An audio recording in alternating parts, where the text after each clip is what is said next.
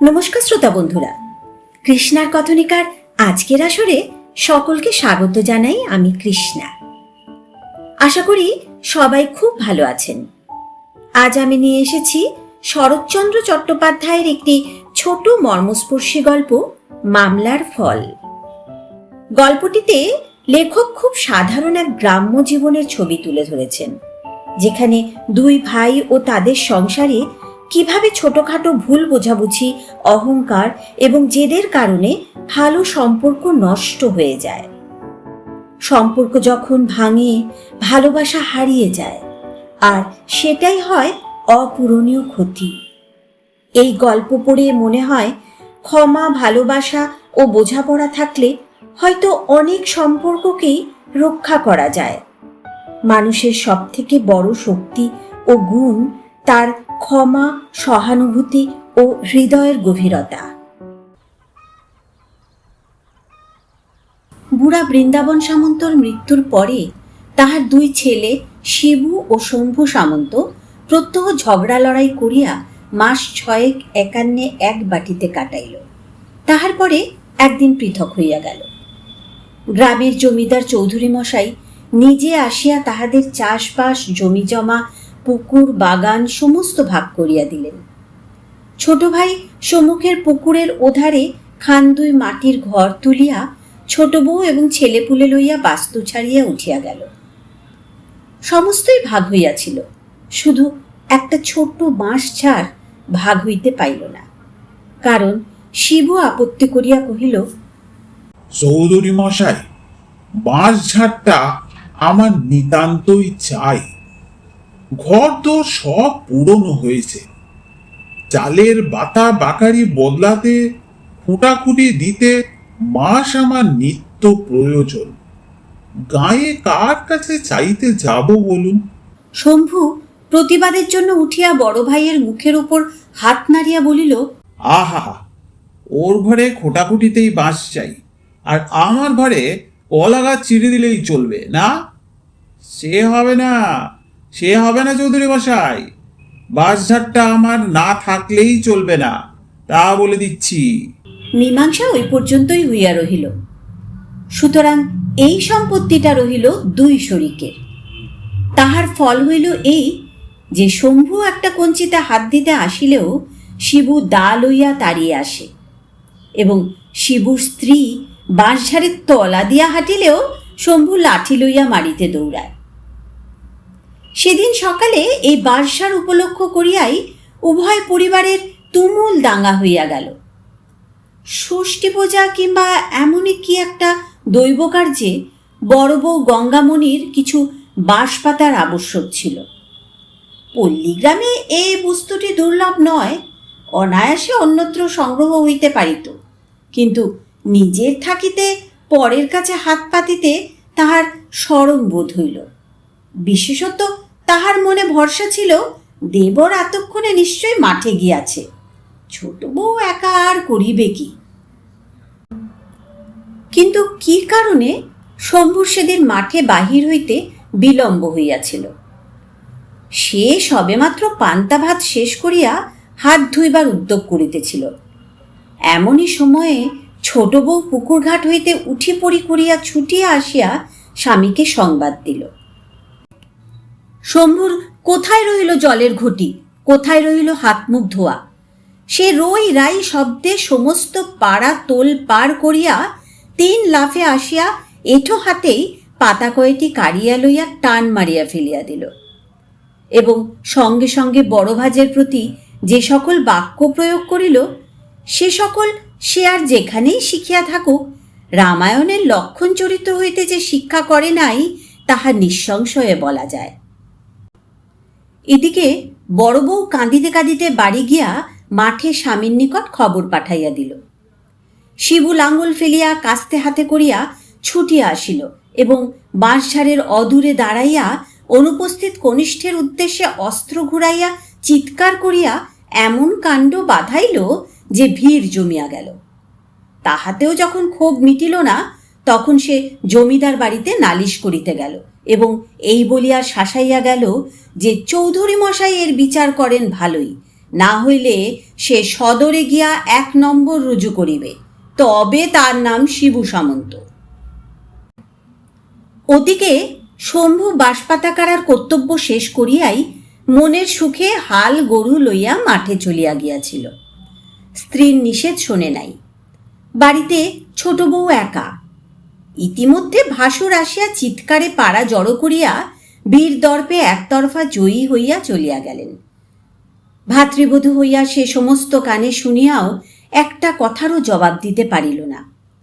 ইহাতে তাহার মনস্তাপ ও স্বামীর বিরুদ্ধে অভিমানের অবধি রহিল না।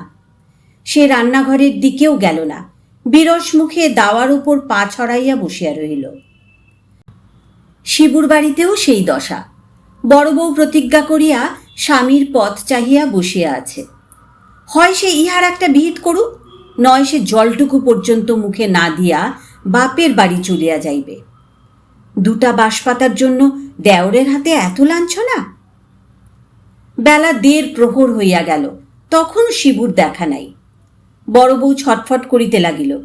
কি জানি চৌধুরী মশায়ের বাটি হইতেই বা তিনি নম্বর রুজু করিতে সোজা সদরে চলিয়া গেলেন। এমন সময় বাহিরের দরজায় ঝনাত করিয়া সজোরে ধাক্কা দিয়া শম্ভুর বড় ছেলে গয়ারাম প্রবেশ করিল। বয়স তার 16-17 কিংবা এমনই একটা কিছু, কিন্তু এই বয়সেই ক্রোধ এবং ভাষাটা তাহার বাপকেও ডিঙাইয়া গিয়াছিল। সে গ্রামের মাইনর স্কুলে পড়ে, আজকাল মর্নিং স্কুল। বেলা 10:30টায় স্কুলের ছুটি হইয়াছে। গয়ারামের যখন 1 বৎসর বয়স, তখন জননীর মৃত্যু হয়। তাহার পিতা শম্ভু পুনরায় বিবাহ করিয়া নতুন বধূ ঘরে আনিল বটে, কিন্তু এই মা মরা ছেলেটিকে মানুষ করিবার দায় জ্যাঠাইমার উপরেই পড়িল, এবং এতকাল 2 ভাই পৃথক না হওয়া পর্যন্ত এভার তিনিই বহন করিয়া আসিতেছিলেন। বিমাতার সহিত তার কোনো দিনই বিশেষ কোনো সম্বন্ধ ছিল না। এমনকি তাহার নতুন বাড়িতে উঠিয়া যাওয়ার পরেও গয়ারাম যেখানে যেদিন সুবিধা পাইত আহার করিয়া লইত। আজ সে স্কুলের ছুটির পর বাড়ি ঢুকিয়া বিমাতার মুখ এবং আহারের বন্দোবস্ত দেখিয়া প্রজ্বলিত হুতাশনবৎ এ বাড়িতে আসিতেছিল। জ্যাঠাইমার মুখ দেখিয়া তাহার সেই আগুনে জল পড়িল না, কেরোসিন পড়িল। সে কিছুমাত্র ভূমিকা না করিয়াই কহিল, ভাত দে জ্যাঠাইমা। জ্যাঠাইমা কথা কহিলেন না, যেমন বসিয়াছিলেন তেমনি বসিয়া রহিলেন। ক্রুদ্ধ গয়ারাম মাটিতে একটা পা ঠুকিয়া বলিল, ভাত দিবি না দিবি নে তা বল। গঙ্গামণি সক্রোধে মুখ তুলিয়া তর্জন করিয়া কহিলেন, তোর জন্য ভাত রেঁধে বসে আছি, তাই দেব? বলি তোর সৎমা আবাগি ভাত দিতে পারলে না যে এইখানে এসেছিস হাঙ্গামা করতে? সে আবাগের কথা জানি নে, তুই দিবি কেনা বল। না দিবি তো চললুম আমি তোর সব হাড়িকুড়ি ভেঙে দিতে। বলিয়া সে গোলার নিচে চালাকাঠের গাদা হইতে একটা কাঠ তুলিয়া সবেগে রন্ধনশালার অভিমুখে চলিল। জ্যাঠাইমা সভয়ে চিৎকার করিয়া উঠিলেন, গয়া, হারামজাদা তোষি, বারবারই করিস নে বলছি। 2 দিন হয়নি আমি নতুন হাঁড়ি করে কেড়েছি। একটা কিছু ভাঙলে তোর জ্যাঠাকে দিয়ে তোর একখানা পা যদি না ভাঙাই তো তখন বলিস। হ্যাঁ। গয়ারাম রান্নাঘরের শিকলটায় গিয়া হাত দিয়াছিল। হঠাৎ একটা নতুন কথা মনে পড়ায় সে অপেক্ষাকৃত শান্তভাবে ফিরিয়া আসিয়া বলিল, আচ্ছা, ভাত না দিস না দিবি আমি চাইনে। নদীর ধারে বটতলায় বামুনদের মেয়েরা সব ধামা ধামা চিড়ে মুড়কে নিয়ে পুজো করছে, যে চাইছে দিচ্ছে, দেখে এলুম। আমি চললুম তেনাদের কাছে। গঙ্গামণির তৎক্ষণাৎ মনে পড়িয়া গেল আজ অরণ্য ষষ্ঠী, এবং এক মুহূর্তেই তাহার মেজাজ কড়ি হইতে কোমলে নামিয়া আসিল। তথাপি মুখের জোর রাখিয়া কহিলেন, তাই জানা, কেমন খেতে পাস দেখি। দেখিস তখন। বলিয়া গয়া একখানা ছেঁড়া গামছা টানিয়া লইয়া সেটা কোমরে জড়াইয়া প্রস্থানের উদ্যোগ করিতেই গঙ্গামণি উত্তেজিত হইয়া বলিলেন, আজ ষষ্ঠীর দিনে পরের ঘরে চেয়ে খেলে তোর কি দুর্গতি করি তা দেখি শতভাগা। গয়া জবাব দিল না। রান্নাঘরে ঢুকিয়া এক খামচা তেল লইয়া মাথায় ঘষিতে ঘষিতে বাহির হইয়া যায় দেখিয়া জ্যাঠাইমা উঠানে নামিয়া আসিয়া ভয় দেখাইয়া কহিলেন, দস্যি কোথাকার, ঠাকুর দেবতার সঙ্গে গোয়ার তুমি? ডুব দিয়ে ফিরে না এলে ভালো হবে না বলে দিচ্ছি। আজ আমি রেগে রয়েছি। কিন্তু গয়ারাম ভয় পাইবার ছেলে নয়। সে শুধু দাঁত বাহির করিয়া জ্যাঠাইমাকে বৃদ্ধাঙ্গুষ্ঠ প্রদর্শন করিয়া ছুটিয়া চলিয়া গেল।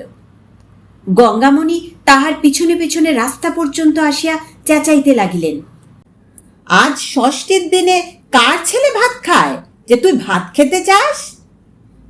পাটালি গুড়ের সন্দেশ দিয়ে, চাপা কলা দিয়ে, দুধ দই দিয়ে ফলার করা চলে না যে তুই যাবি পরের ঘরে চেয়ে খেতে?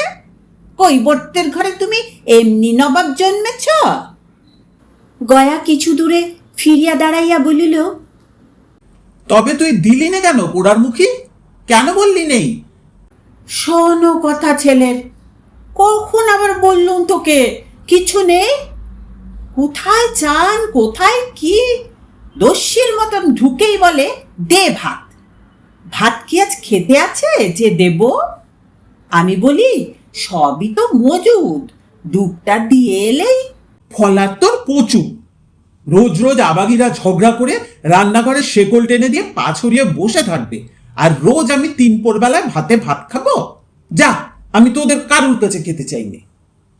বলিয়া সে হন হন করিয়া চলিয়া যায় দেখিয়া গঙ্গামণি সেখানে দাঁড়াইয়া কাঁদো কাঁদো গলায় চেঁচাইতে লাগিলেন, আজ ষষ্ঠীর দিনে কারো কাছে চেয়ে খেয়ে অমঙ্গল করিস নে গয়া।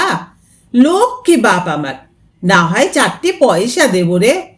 শোন গয়া। গয়ারাম ভ্রুক্ষেপ করিল না, দ্রুত বেগে প্রস্থান করিল। বলিতে বলিতে গেল, চাইনি আমি ফলার, চাইনি আমি পয়সা, তোর ফলারে আমি। সে দৃষ্টির অন্তরালে চলিয়া গেলে গঙ্গামণি বাড়ি ফিরিয়া রাগে দুঃখে অভিমানে নির্জীবের মতন দাওয়ার উপর বসিয়া পড়িলেন এবং গয়ার কূপ ব্যবহারে মর্মাহত হইয়া তাহার বিমাতার মাথা খাইতে লাগিলেন।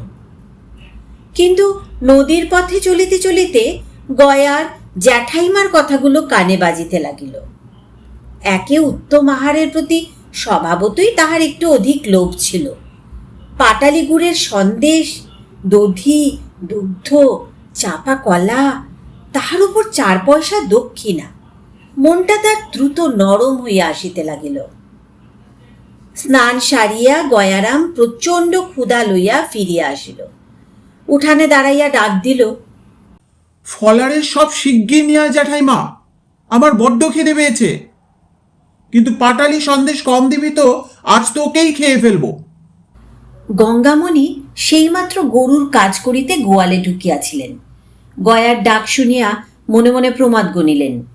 ঘরে দুধ দই চিড়ে গুড় ছিল বটে, কিন্তু চাপা কলাও ছিল না, পাটালি গুড়ের সন্দেশও ছিল না।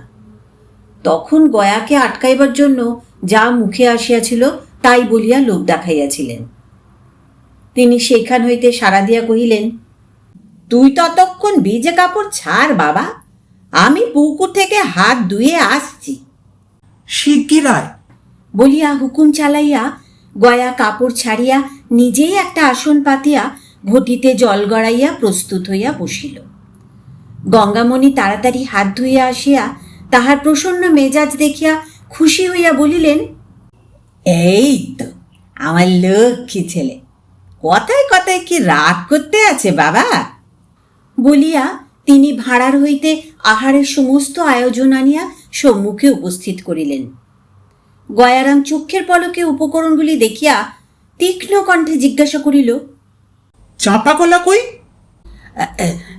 ঢাকা দিতে মনে নেই বাবা, সব কটা ইঁদুরে খেয়ে গেছে। একটা বেড়াল না পুষলে আর নয় দেখছি। কলা কখনো ইঁদুরে খায়? তোর ছিল না তাই কেন বল না? সেই কি কথা রে, কলা ইঁদুরে খায় না? গয়া চিরা দই মাখিতে মাখিতে বলিল, আচ্ছা আচ্ছা, খায় খায়। কলা আমার দরকার নেই। পাটালিগুড়ির সন্দেশ নিয়ে আয়, কম আনিস রে যেন। জ্যাঠাইমা পুনরায় ভাড়ারে ঢুকিয়া মিছিমিছি কিছুক্ষণ হাড়িকুড়ি নাড়িয়া সভয়ে বলিয়া উঠিলেন, যা, এও ইঁদুরে খেয়ে গেছে বাবা, এক ফোঁটা নেই। কখন মন ভুলুনতে হাঁড়ির মুখ খুলে রেখেছি। তাহার কথা শেষ না হইতেই গয়া চোখ পাকাইয়া চেঁচাইয়া উঠিল, পাটালিগুড় কখনো ইঁদুরে খায় রাক্ষসী? আমার সঙ্গে চালাকি? তোর যদি কিছু নেই তবে কেন আমাকে ডাকলি? জ্যাঠাইমা বাহিরে আসিয়া বলিলেন, সত্যি বলছি গয়া। গয়া লাফাইয়া উঠিয়া কহিল, তবু বলছে সত্যি? যা, আমি তোর কিচ্ছু খেতে চাইনি। বলিয়া সে পা দিয়া টান মারিয়া সমস্ত আয়োজন উঠানে ছড়াইয়া ফেলিয়া দিয়া বলিল, আচ্ছা, আমি দেখাচ্ছি মজা। বলিয়া সেই চালাকাঠটা হাতে তুলিয়া ভাড়ারির দিকে ছুটিল। গঙ্গামণি হা হা করিয়া ছুটিয়া গিয়া পড়িলেন, কিন্তু চক্ষের নিমিষে ক্রুদ্ধ গয়ারাম হাঁড়িকুড়ি ভাঙিয়া জিনিসপত্র ছড়াইয়া একাকার করিয়া দিল। বাধা দিতে গিয়া তিনি হাতের উপর সামান্য একটু আঘাতও পাইলেন। ঠিক এমনি সময়ে শিবু জমিদার বাটি হইতে ফিরিয়া আসিল। হাঙ্গামা শুনিয়া চিৎকার শব্দের কারণ জিজ্ঞাসা করিতেই গঙ্গামণি স্বামীর সাড়া পাইয়া কাঁদিয়া উঠিলেন এবং গয়ারাম হাতের কাঠটা ফেলিয়া দিয়া ঊর্ধ্বশ্বাসে দৌড় মারিল। শিবু ক্রুদ্ধ স্বরে প্রশ্ন করিল, ব্যাপার কি? হ্যাঁ, গয়া আমার সর্বস্ব ভেঙে দিয়ে হাতে আমার এক ঘা পুষিয়ে দিয়ে পালিয়েছে। এই দেখো ফুলে উঠেছে। শিবুর পশ্চাতে তার ছোট সম্বন্ধী ছিল। হুঁশিয়ার এবং লেখাপড়া জানে বলিয়া জমিদার বাটিতে যাইবার সময় শিবু তাহাকে ওপাড়া হইতে ডাকিয়া লইয়া গিয়াছিল। সে কহিল, সামন্তমশাই, এই সমস্ত ওই ছোট সামন্তর কারসাজি। ছেলেকে দিয়ে সেই এসব কাজ করিয়েছে। কি বলো দিদি, এই নয়? গঙ্গামণির তখন অন্তর জ্বলিতেছিল। সে তৎক্ষণাৎ ঘাড় নাড়িয়া কহিল, ঠিক ভাই, ওই ওই মুখ পোড়াই ছোড়াকে শিখিয়ে দিয়ে আমাকে মার খাইয়েছে। এর কি করবে তোমরা করো, নইলে আমি গলায় দড়ি দিয়ে মরবো। এত বেলা পর্যন্ত শিবুর নাওয়া খাওয়া নাই, জমিদারের কাছেও সুবিচার হয় নাই। তাহাতে বাড়ি পা দিতে না দিতেই এই কাণ্ড। তাহার আর হিতাহিত জ্ঞান রহিল না। সে প্রচণ্ড একটা শপথ করিয়া বলিয়া উঠিল, এই আমি চললুম দারোগার কাছে, থানায়। এর বিহিত না করতে পারি তো আমি বিন্দু সামন্তর ছেলে নই। তাহার শালা লেখাপড়া জানা লোক, বিশেষত তাহার গয়ার উপর আগে হইতেই আক্রোশ ছিল। সে কহিল, আইন মতে এর নাম অনধিকার প্রবেশ। লাঠি হাতে বাড়ি চড়াও হওয়া, জিনিসপত্র ভাঙা, মেয়ে মানুষের গায়ে হাত তোলা, এর শাস্তি কিন্তু 6 মাস জেল। সামন্ত মশাই, তুমি কোমর বেঁধে দাঁড়াও দেখি, আমি কেমন না বাপ বেটাকে একসঙ্গে জেলে পুরতে পারি। শিবু আর দ্বিরুক্তি করিল না, সম্বন্ধীর হাত ধরিয়া থানার দারোগার উদ্দেশ্যে প্রস্থান করিল। গঙ্গামণির সকলের চেয়ে বেশি রাগ পড়িয়াছিল দেবর ও ছোট বধূর ওপর। সে এই লইয়া একটা হুলস্থুল করিবার উদ্দেশ্যে কবাটে শিকল তুলিয়া দিয়া সেই চালাকাঠ হাতে করিয়া সোজা শম্ভুর উঠানে আসিয়া দাঁড়াইল। উচ্চকণ্ঠে কহিল, কেমন গো ছোট কর্তা, ছেলেকে দিয়ে আমায় মার খাওয়াবে? এখন বাপ বেটায় একসঙ্গে ফাটকে যাও। শম্ভু সেইমাত্র তাহার এপক্ষের ছেলেটাকে লইয়া ফলার শেষ করিয়া দাঁড়াইয়াছে। বড় ভাজের মূর্তি এবং তাহার হাতের চালাকাঠটা দেখিয়া হতবুদ্ধি হইয়া গেল। কহিল, হয়েছে কি? আমি তো কিছুই জানি নে। আর ন্যাকা সাজতে হবে না, দারোগা আসছে, তার কাছে গিয়ে বললো কিছুই জানো না কি না। ছোট বউ ঘর হইতে বাহির হইয়া একটি খুঁটি ঠ্যাস দিয়া নিঃশব্দে দাঁড়াইল। শম্ভু মনে মনে ভয় পাইয়া কাছে আসিয়া গঙ্গামণির একটি হাত চাপিয়া ধরিয়া কহিল, এই মাইরি বলছি বৌঠান, আমরা কিছুই জানি নে। কথাটা যে সত্য বড় বউ তাহা নিজেও জানিত, কিন্তু তখন উদারতার সময় নয়। সে শম্ভুর মুখের ওপরেই 16 আনা দোষ চাপাইয়া সত্য মিথ্যায় জড়াইয়া গয়ারামের কীর্তি বিবৃত করিল। এই ছেলেটাকে যাহারা জানে তাহাদের পক্ষে ঘটনাটা অবিশ্বাস করা শক্ত। স্বল্পভাষিনী ছোট বউ এতক্ষণে মুখ খুলিল, স্বামীকে কহিল, কেমন, যা বলেছিল তাই হলো কি না? কতদিন বলি, ওগো দস্যি ছোড়াটাকে আর ঘরে ঢুকতে দিও নি। তোমার ছোট ছেলেটাকে হোক না হোক মেরে মেরে কোন দিন খুন করে ফেলবে, তা গেরাজ্যই হয় না। এখন কথা খাটলো তো। আমার দিব্যি বৌঠান, দাদা সত্যি নাকি থানায় গেছে? তোমার দিব্যি ঠাকুরপো গেছে, সঙ্গে আমাদের পাঁচুও গেছে। শম্ভু অত্যন্ত ভীত হইয়া উঠিল। ছোট বউ স্বামীকে লক্ষ্য করিয়া বলিতে লাগিল, নিত্যি বলি দিদি, কোথায় যে নদীর ওপর সরকারি পুল হচ্ছে, কত লোক খাটতে যাচ্ছে, সেটাই নিয়ে গিয়ে ওকে কাজে লাগিয়ে দাও। তারা চাবুক মারবে আর কাজ করাবে, পালাবার চোটই নেই, 2 দিনে সোজা হয়ে যাবে। তা না, স্কুলে দিয়েছি, পড়ুক, ছেলে যেন ওর উকিল মুক্তার হবে। আরে সাদে দিনে সেখানে সবাইকে ঘরে ফিরতে পায়, অর্ধেক লোক মাটি চাপা হয়ে কোথায় তলিয়ে যায়, তা তল্লাশি মিলে না। তবে বাপ বেটাতে মিলে ফাটকে খাটো গে যাও। বড় বউ চুপ করিয়া রহিল। শম্ভু তাহার হাতটা ধরিয়া বলিল, আমি কালি ছোড়াকে নিয়ে গিয়ে পাঁচলার ফুলে কাজে লাগিয়ে দেবো। বৌঠান, দাদাকে ঠান্ডা করো, আর এমন হবে না। ঝগড়াঝাটি তো শুধু ওই ট্যাকড়ার জন্যে। তোমাকেও তো কতবার বলেছি দিদি, ওরে ঘরে তোরে ঢুকতে দিও না, আশকারা দিও না। আমি বলি নে তাই, নইলে ও মাসে তোমাদের মর্তমান কলার কাঁদিতে রাত্রিরে কে কেটে নিয়েছিল, সে তো ওই দস্যি। যেমন কুকুর তেমন মুগুর না হলে কি চলে? পুলের কাছে পাঠিয়ে দাও, পাড়া জুড়ুক। শম্ভু মাতৃদিব্য করিল যে কাল যেমন করিয়া হোক ছোড়াকে গ্রাম ছাড়া করিয়া তবে সে জল গ্রহণ করিবে। গঙ্গামণি এ কথাতেও কোনো কথা কহিল না। হাতের কাঠটা ফেলিয়া দিয়া নিঃশব্দে সে বাড়ি ফিরিয়া গেল। স্বামী ভাই এখনো অভুক্ত। অপরাহ্ন বেলায় সে বিষণ্ণ মুখে রান্নাঘরের দোরে বসিয়া তাহাদেরই খাবার আয়োজন করিতেছিল। গয়ারাম উকিঝুঁকি মারিয়া নিঃশব্দ পদে প্রবেশ করিল। বাটিতে আর কেহ নাই দেখিয়া সে সাহসে ভর দিয়া একেবারে পিছনে আসিয়া ডাক দিল, জ্যাঠাইমা। জ্যাঠাইমা চমকে উঠিলেন, কিন্তু কথা কহিলেন না। গয়ারাম অদূরে ক্লান্তভাবে ধপাস করিয়া বসিয়া পড়িয়া কহিল, আচ্ছা, যা আছে তাই দে, আমার বড্ড খিদে পেয়েছে। খাবার কথায় গঙ্গামণির শান্ত ক্রোধ মুহূর্তে প্রজ্বলিত হইয়া উঠিল। তিনি তাহার মুখের প্রতি না চাহিয়াই সক্রোধে বলিয়া উঠিলেন, বেহায়া পোড়ার মুখ, আবার আমার কাছে এসেছিস খিদে বলে? দূর হ, দূর হ এখান থেকে। দূর হব তোর কথায়? হরঞ্জাদা নচ্ছার, আমি আবার দেবো তোকে খেতে? তুই দিবিনি তো কে দেবে? কেন তুই ইঁদুরের দোষ দিয়া মিছে কথা বললি? কেন ভালো করে বললি নি বাবা এই দিয়ে খা, আজ আর কিছু নেই? তাহলেই তো আমার রাগ হয় না। দে না, দে, খেতে দে, শিগগির খেতে দে রাক্ষসী, আমার পেট জ্বলে গেল।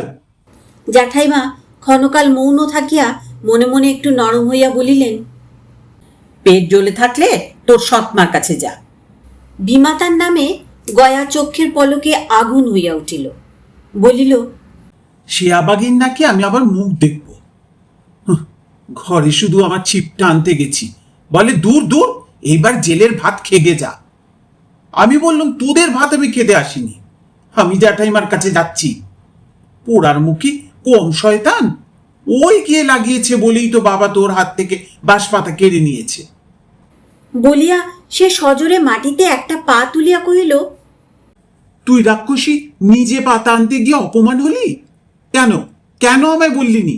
ওই বাসার সমস্ত আমি যদি আগুন দিয়ে না পোড়াই তো আমার নাম গয়া নয়, তা দেখিস। আবাগে আমি বলে কি জানিস জ্যাঠাইমা? বলে তোর জ্যাঠাইমা থানায় খবর পাঠিয়েছে, দারোগা এসে বেঁধে নিয়ে তোকে জেলে দেবে। শুনলি কথা হতভাগীর? তোর জ্যাঠামশাই পাঁচুকে নিয়ে গেছেই তো থানায়, তুই আমার গায়ে হাত তুলিস? তোর এত বড় আসপদ্দা! পাঁচু মামাকে গয়া একেবারে দেখিতে পারিত না। সে আবার যোগ দিয়াছে শুনিয়া জ্বলিয়া উঠিয়া বলিল, কেন তুই রাগের সময় আমাকে আটকাতে গেলি? তাই আমাকে মারবি? এখন যা, ফাটকে বাধা থাকবে, যা। এ, তুই আমাকে ফাটকে দিবি? দিয়ে না, দিয়ে একবার মজা দেখ না। আপনি কেঁদে কেঁদে মরে যাবি, হ্যাঁ, আমার কি হবে? আমার বয়ে গেছে কাঁদতে। যা, আমার সঙ্গ থেকে যা বলছি, 70 বালাই কোথাকার। তুই আগে খেতে দে না, তবে তো যাব। কখন সাত সকালে 2টি মুড়ি খেয়েছি বলতো, খিদে পায় না আমার। গঙ্গামণি কি একটা বলিতে যাইতেছিলেন, এমন সময় শিবু পাঁচুকে লইয়া থানা হইতে ফিরিয়া আসিল এবং গয়ার প্রতি চোখ পড়িবা মাত্রই বারুদের মতন জ্বলিয়া উঠিয়া চিৎকার করিল, হারামজাদা পাজি আবার আমার ঘরে ঢুকেছে! বেরো, বেরো বলছে! পাঁচু, ধর তো চোরটাকে! বিদ্যুৎ বেগে গয়ারাম দরজা দিয়া দৌড় মারিল। চেঁচাইয়া বলিয়া গেল, পেঁচো শালার একটা ঠ্যাং না ভেঙে দিত, আমার নাম গয়ারাম নয়। চক্ষের পলকে এই কাণ্ড ঘটিয়া গেল। গঙ্গামণি একটা কথা কহিবারও অবকাশ পাইল না। ক্রুদ্ধ শিবু স্ত্রীকে বলিল, তোর আশকারা পেয়েই ও এমন হচ্ছে। আর যদি কখনো হারামজাদাকে বাড়িতে ঢুকতে দিস, তো তোর অতি বড় দিব্য রইল। দিদি, তোমাদের কি, আমারই সর্বনাশ। কখন রাত ভিতে লুকিয়ে আমার ঠ্যাঙে ও ঠ্যাঙা বাড়বে দেখছি। কাল সকালেই যদি না পুলিশ পেয়াদা দিয়ে ওর হাতে দড়ি পড়াই, হ্যাঁ, তো দেখে নিস। গঙ্গামণি কাঠ হইয়া বসিয়া রহিল। একটা কথাও তাহার মুখ দিয়া বাহির হইল না। ভীত পাঁচ করি সে রাত্রে আর বাড়ি গেল না, এইখানে শুইয়া রহিল। পরদিন বেলা 10টার সময় ক্রোশ 2 দূরের পথ হইতে দারোগাবাবু উপযুক্ত দক্ষিণাদি গ্রহণ করিয়া পালকি চড়িয়া কনস্টেবল ও চৌকিদারাদি সমভিপ পাহাড়ে সরজমিনে তদন্ত করিতে উপস্থিত হইলেন। অনধিকার প্রবেশ, জিনিসপত্র তছরূপাত, চালাকাঠের দ্বারা স্ত্রীলোকের অঙ্গে প্রহার ইত্যাদি বড় বড় ধারার অভিযোগ সমস্ত গ্রামময় একটা হুলুস্থুল পড়িয়া গেল। প্রধান আসামি গয়ারাম, তাকে কৌশলে ধরিয়া আনিয়া হাজির করিতেই সে কনস্টেবল চৌকিদার প্রভৃতি দেখিয়া ভয়ে কাঁদিয়া ফেলিয়া বলিল, আমাকে কেউ দেখতে পারে না বলে আমাকে পাটকে দিতে চায়। দারোগা বুড়া মানুষ, তিনি আসামির বয়স এবং কান্না দেখিয়া দয়ার্দ্র চিত্তে জিজ্ঞাসা করিলেন, তোমাকে কেউ ভালোবাসে না গয়ারাম? আমাকে শুধু আমার জ্যাঠাইমা ভালোবাসে, আর কেউ না।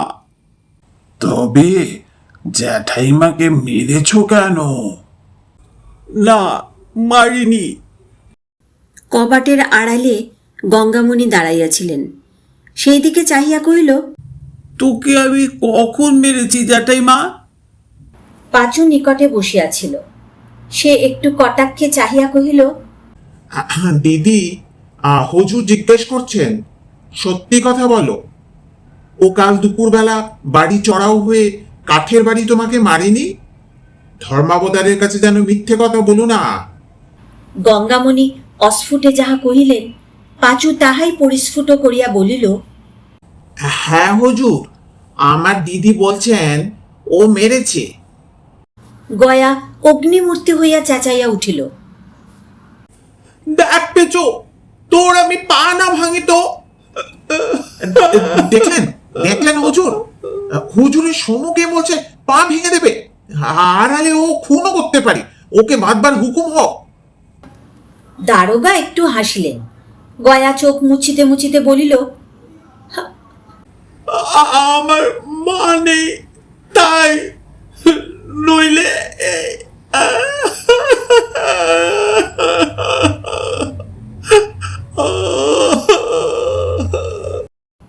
এবারেও কথাটা তার শেষ হইতে পারিল না।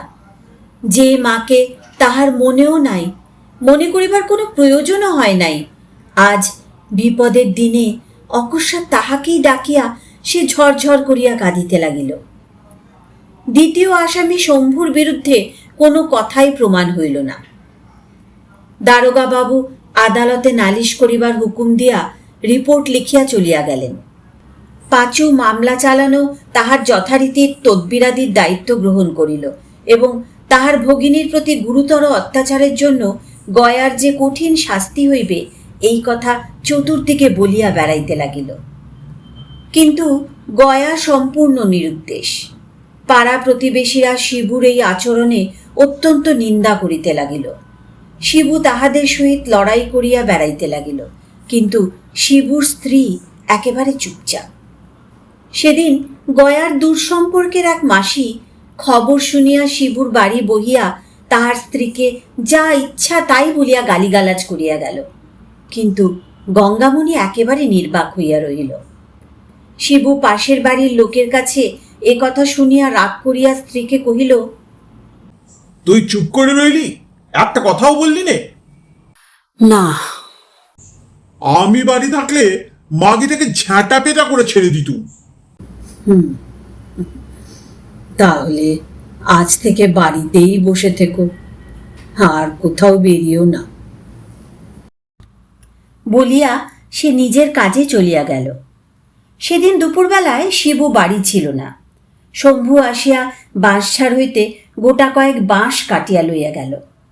শব্দ শুনিয়া শিবু স্ত্রী বাহিরে আসিয়া সচক্ষে সমস্ত দেখিল, কিন্তু বাধা দেওয়া দূরে থাকুক, আজ সে কাছেও ঘেঁষিল না। নিঃশব্দে ঘরে ফিরিয়া গেল। দিন দুই পরে সংবাদ শুনিয়া শিবু লাফাইতে লাগিল। স্ত্রীকে আসিয়া কহিল, তুই কি কানের মাথা খেয়েছিস? ঘরের পাশ থেকে সে বাঁশ কেটে নিয়ে গেল আর তুই টের পেলিনি?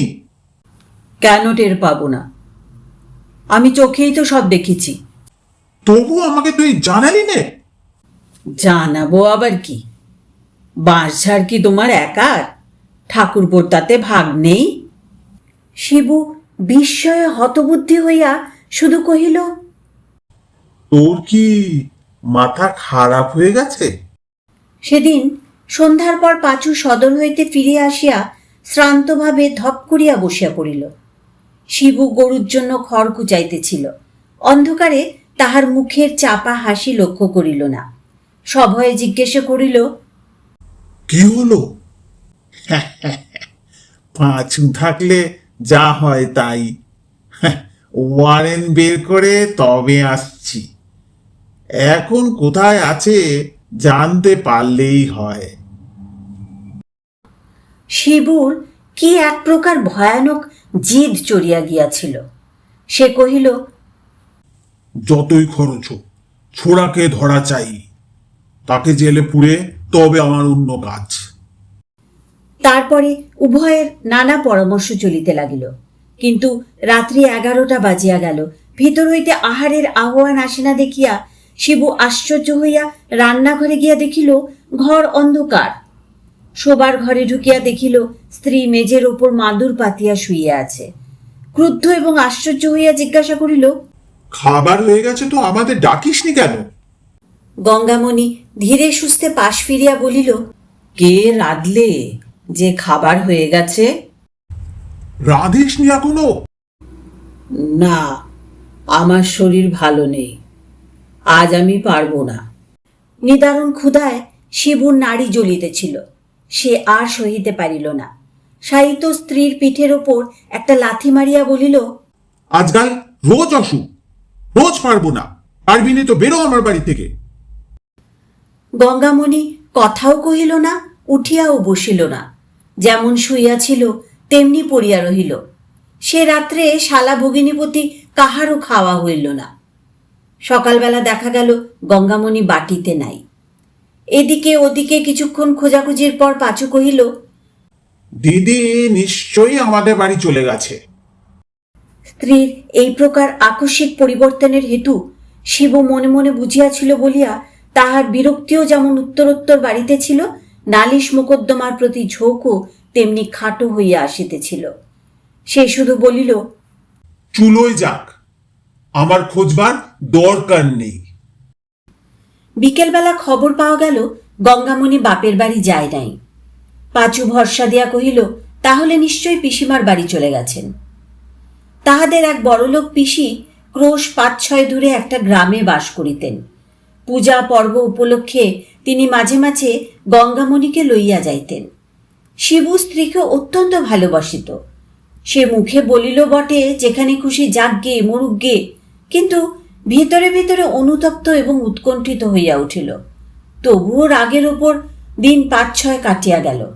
এদিকে কাজকর্ম লইয়া, গরু বাছুর লইয়া সংসার তাহার এক প্রকার অচল হইয়া উঠিল। একটা দিনও আর কাটে না, এমনই হইল। ৭ দিনের দিন সে আপনি গেল না বটে, কিন্তু নিজের পৌরষ বিসর্জন দিয়া পিসির বাড়িতে গরুর গাড়ি পাঠাইয়া দিল। পরদিন শূন্য গাড়ি ফিরিয়া আসিয়া সংবাদ দিল সেখানে কেহ নাই। শিবু মাথায় হাত দিয়া বসিয়া পড়িল। সারাদিন স্নানাহার নাই, মরার মতন একটা তক্তপোষের ওপর পড়িয়াছিল। পাঁচু অত্যন্ত উত্তেজিতভাবে ঘরে ঢুকিয়া কহিল, সামন্ত মশাই, সন্ধান পাওয়া গেছে। শিবু ধর্মর করিয়া উঠিয়া বসিয়া কহিল, কোথায়? কে খবর দিলি? অসুখ বিসুখ হয়নি তো? গাড়ি নিয়ে চল না, এখনই দুজনে যাই। পাঁচু বলিল, দিদির কথা নয়, গয়ার সন্ধান পাওয়া গেছে। শিবু আবার শুইয়া পড়িল, কোনো কথা কহিল না। তখন পাঁচু বহু প্রকারে বুঝাইতে লাগিল যে এ সুযোগ কখনো কোনো মতে হাতছাড়া করা উচিত নয়। দিদি তো একদিন আসবেই, কিন্তু তখন আর এ ব্যাটাকে বাগে পাওয়া যাবে না।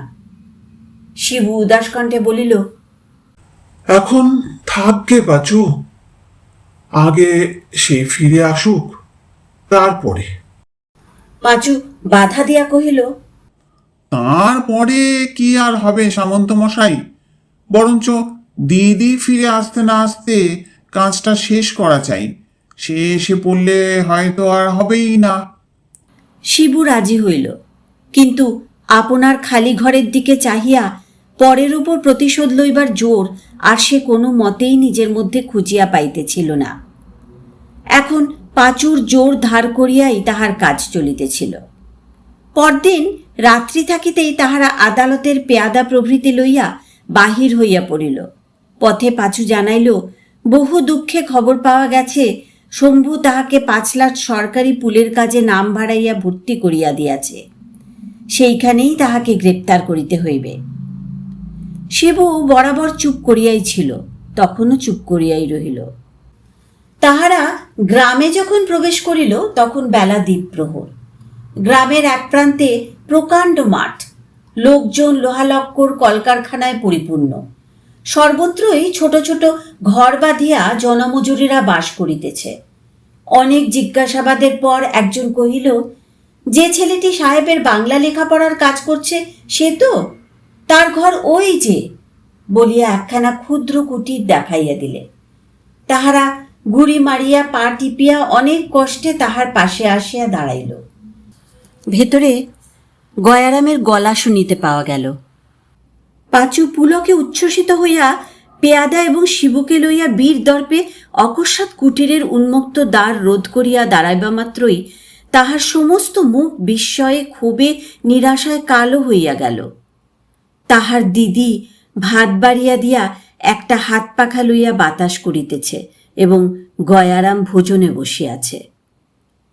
শিবুকে দেখিতে পাইয়া গঙ্গামণি মাথায় আঁচলটা তুলিয়া দিয়া শুধু কহিল, তোমরা একটু জিরিয়ে নিয়ে নদী থেকে নিয়ে এসো গে, আমি ততক্ষণ আরেকখানি ভাত চড়িয়ে দিই।